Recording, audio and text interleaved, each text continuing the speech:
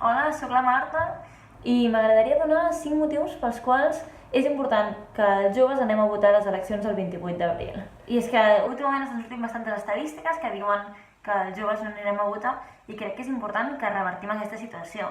En primer motiu, perquè ens hem trobat directament en aquesta situació d'estar estancats. Nosaltres no hem votat la Constitució, no hem votat l'Estatut d'Autonomia i per tant directament ens ho hem trobat. Segon motiu, els joves som un dels col·lectius més precaritzats. Només cal veure les taxes d'atur, que ronden un 35%, les taxes de temporalitat, que estan entre un 70 i un 80%, i les condicions laborals en què ens trobem. Tercer motiu, ens diuen que no ens mobilitzem mai, però només cal veure qui està als carrers.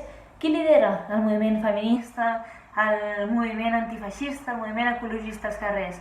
Som nosaltres, els joves, perquè nosaltres sempre hem reivindicat els nostres drets i és important, per tant, que siguem nosaltres qui puguem traslladar les reivindicacions dels carrers a les institucions. Quart motiu, com que assumeixen que no anirem a votar, no parlen les problemàtiques que ens afectin als joves.